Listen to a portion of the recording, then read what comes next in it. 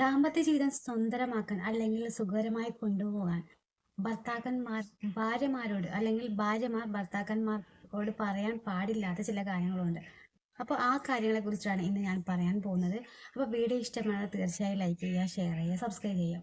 ആദ്യത്തെ ഒരു കാരണം എന്ന് പറയുന്നത്, മുൻകാല പ്രണയത്തെക്കുറിച്ച് ഒരിക്കലും തൻ്റെ ഭാര്യയോട് അല്ലെങ്കിൽ ഭർത്താക്കന്മാരോട് പറയരുത്. കാരണം എന്തെങ്കിലും ഒരു പ്രശ്നം വരികയാണെങ്കിൽ ആ ഒരു കാര്യം പറഞ്ഞ് നമ്മളെ കുത്തി നോവിക്കുക കൂടുതലായിരിക്കും. അപ്പോൾ പ്രത്യേകിച്ച് ഭർത്താക്കന്മാരോട് പറയാതിരിക്കുക.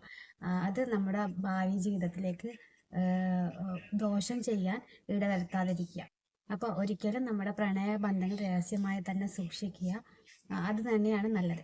രണ്ടാമത്തെ കാര്യം, അന്യപുരുഷന്മാരെ കുറിച്ച് അല്ലെങ്കിൽ അവരെ പ്രശംസിച്ച് നമ്മുടെ ഭർത്താക്കന്മാരോട് സംസാരിക്കരുത്. ചില സ്ത്രീകളുണ്ട് ഭർത്താവിനോട് അന്യപുരുഷന്മാരെ കുറിച്ച് പുകഴ്ത്തി സംസാരിക്കുന്ന ഒരു രീതി. അപ്പോൾ ഇത് കൊണ്ടൊക്കെ ഭർത്താവിനോട് തനിക്ക് നല്ലോണം സ്നേഹം കിട്ടുമെന്നാണെങ്കിൽ അത് തെറ്റാണ്. കാരണം ഇങ്ങനെ നിരന്തരം സംസാരിക്കുന്നത് ഭർത്താവിന് ചിലപ്പോൾ നിങ്ങളോട് വെറുപ്പ് ഉണ്ടാക്കാൻ സഹായിക്കും. അപ്പോൾ ഇത് ഇങ്ങനെ പറയുകയാണെങ്കിൽ അപ്പോൾ തന്നെ അംഗീകരിക്കാത്ത അല്ലെങ്കിൽ ബഹുമാനിക്കാത്ത ഭാര്യയെ സ്നേഹിക്കാനുള്ള മനസ്സ് അവരിൽ നിന്നും ഇല്ലാണ്ടായി പോകും. മൂന്നാമത്തെ ഒരു കാര്യം പറഞ്ഞാൽ, സ്വന്തം ദൗർബല്യങ്ങളെ കുറിച്ച് പറയാതിരിക്കുക. എല്ലാവർക്കും അവരുടേതായ ഒരു ദൗർബല്യം ഉണ്ടാവും.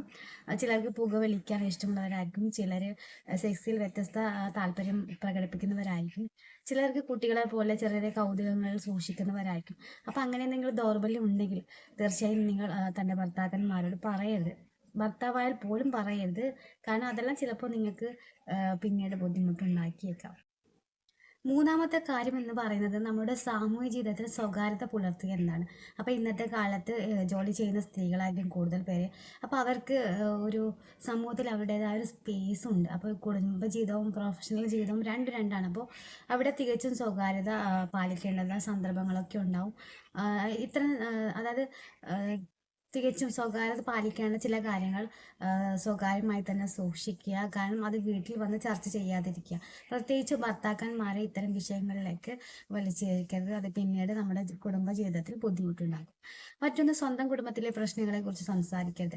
എത്രയൊക്കെ ഉദാരമായി ചിന്തിച്ചാലും പ്രവർത്തിച്ചാലും സ്വന്തം വീടും ഭർത്താവിൻ്റെ കുടുംബവും തമ്മിൽ ഒരകലം കാണും. അപ്പോൾ സ്വന്തം വീട്ടിലെ കുടുംബ പ്രശ്നങ്ങളും വഴക്കുകളും ഭർത്താവിൻ്റെ കുടുംബവുമായി കൂട്ടിക്കയക്കാതിരിക്കുകയാണ് നല്ലത്. അപ്പോൾ കുടുംബ പ്രശ്നങ്ങൾ ചർച്ച ചെയ്യുന്നത് ഭർത്താവിന് സ്വന്തം കുടുംബത്തെക്കുറിച്ച് മതിപ്പ് കുറയ്ക്കാൻ ഒരു കാരണം ആയേക്കും. അതുകൊണ്ട് ഒരിക്കലും തൻ്റെ കുടുംബ പ്രശ്നം ഭർത്താവുമായി ഷെയർ ചെയ്യരുത് ചില ഘട്ടങ്ങളിൽ. പിന്നെ ആറാമത്തെ കാര്യം എന്ന് പറഞ്ഞത്, സ്വന്തം കുടുംബത്തിൻ്റെ ദൗർബല്യത്തെക്കുറിച്ചും പറയരുത്.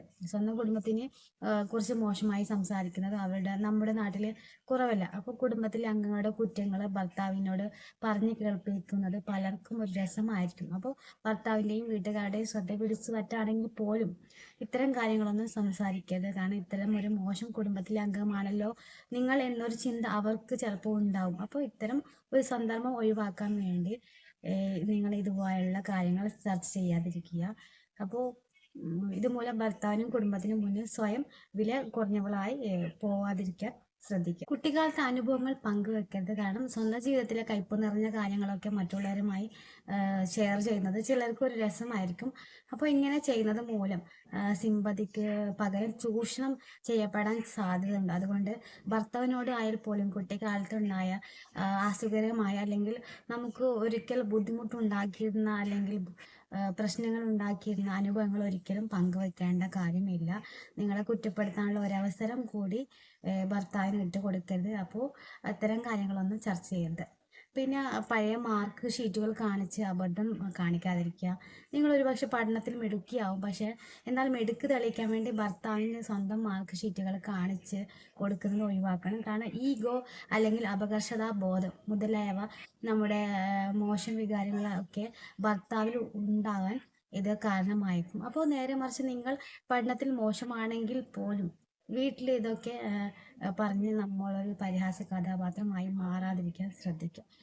മറ്റൊന്ന്, സോഷ്യൽ മീഡിയയിലെ പാസ്വേഡ് നൽകരുത്. ഒരു ഭാര്യയും ചെയ്യാൻ പാടില്ലാത്തൊരു കാര്യമാണ് സോഷ്യൽ മീഡിയയിലെ പാസ്വേഡ് ഭർത്താവിന് നൽകുക എന്നത്. പുറത്തെ പ്രശ്നങ്ങൾ വിളിച്ചു വരുത്തുകയാവും അത് ചെയ്യുന്നത്. ഫലം, സോഷ്യൽ മീഡിയയിൽ ഉപയോഗിക്കുന്നതിൽ ഏറെ പേരും യാതൊരു നിയന്ത്രണവും പാലിക്കാത്തവരാണ്. അപ്പോൾ അനാവശ്യ മെസ്സേജുകളും ചാറ്റുകളും ഒക്കെ വിവാഹമോചനത്തിലേക്ക് ചിലപ്പോൾ നയിച്ചേക്കാം. 10ാമത്തെ കാര്യം പാരമ്പര്യമായി കുടുംബത്തിൽ ഉണ്ടാകുന്ന രോഗങ്ങളൊക്കെ പുറത്ത് പറയാതിരിക്കും. പാരമ്പര്യമായി രോഗങ്ങളെ കുറിച്ച് ഭർത്താവിനോട് പറയുന്നത് ബുദ്ധിമുട്ടാണ്. ഒരുപക്ഷെ ഇത്തരം രോഗങ്ങൾ പിടിപെടാനുള്ള സാധ്യത വിരളമായിരിക്കും. എന്നാൽ മുൻകൂട്ടി ഇത്തരം കാര്യങ്ങൾ വെളിപ്പെടുത്തി കുടുംബത്തിലെ ഗുരുതരമായ കാര്യങ്ങൾക്ക് അല്ലെങ്കിൽ പ്രശ്നങ്ങൾക്ക് കാരണമാവാൻ